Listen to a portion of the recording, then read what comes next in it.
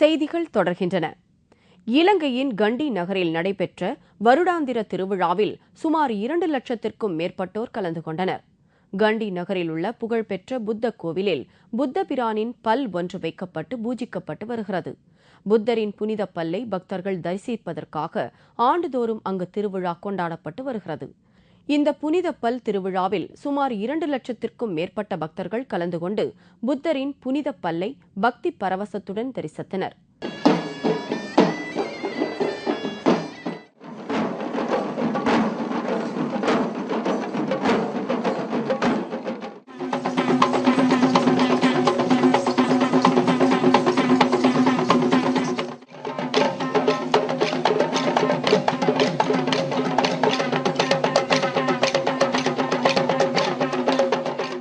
திருவிழாவில் கலைஞர்களின் இசை நிகழ்ச்சியும் அலங்கரிக்கப்பட்ட யானைகளின் ஊர்வலமும் அமர்க்களப்பட்டன. இசைக்கு ஏற்ப யானைகள் நடமாடியது அனைவரையும் ஆச்சரியத்தில் ஆழ்த்தியது. உள்ளூர் மக்கள் மட்டுமல்லாது வெளிநாடுகள் பலவற்றிலும் இருந்து ஏராளமான சுற்றுலா பயணிகள் இந்த திருவிழாவை காண வந்திருந்தனர். பெண்கள் தங்கள் அழகை பராமரிக்க உடல் எடை கூடாமல் கண்காணிப்பது அவசியம். மெக்சிகோவில் நடந்த அழகி போட்டியில் நிச்சயம் வெற்றி பெறுவார் என்று கருதப்பட்ட மெக்சிகோ அழகி டில்லா தேகா எடை அதிகரித்ததால் போட்டியிலிருந்து நீக்கப்பட்டார். மெக்சிகோவில் மாண்டேரி நகரில் அழகி போட்டி நடந்தது. அழகிகளின் எடையை சரிபார்த்தபோது அழகி டில்லே தேகா 2.5 கிலோ எடை அதிகரித்ததால் போட்டியிலிருந்து விலக்கப்பட்டார். Yo sé que no es una mala experiencia, porque pues aquí es cuestión de peso. Si tú eres un esqueleto, pues para ella, para la señora vas a hacer la cosa, excelente, entonces nunca va a haber algún problema.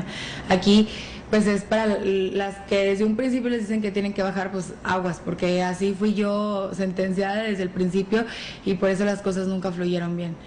தான் போட்டியிலிருந்து விலக்கப்பட்டதற்கு மெக்சிகோவை சேர்ந்தவரும் பிரபஞ்ச அழகி பட்டம் பெற்றவருமான லுபிட்டா Jones தான் காரணம் என்று குற்றம் சாட்டினார். மெக்சிகோவில் அழகி போட்டி அடிக்கடி நடைபெறுவது உண்டு. இதில் வெற்றி பெறுபவர்களுக்கு நல்ல சம்பளத்துடன் கூடிய வேலை மற்றும் பெரிய கம்பெனிகளின் விளம்பர மாடல் பொறுப்பு கிடைப்பது உண்டு. மெக்சிகோவை சேர்ந்த அழகி ஜிமேனா நவரெட்டி தற்போது ஒரு பெரிய நிறுவனத்தின் அதிகாரியாக உள்ளார். பாரிஸில் உள்ள ஓரியல் அழகு சாதன நிறுவனத்தின் விளம்பர மாடலாகவும் பல கோடி ரூபாய் சம்பளத்தில் பணியாற்றுகிறார். முன்பு உலக அழகி ஐஸ்வர்யா ராய் ஓரியல் நிறுவனத்தின் விளம்பர மாடலாக இருந்து பல கோடி ரூபாய் ஊதியம் பெற்றது குறிப்பிடத்தக்கது.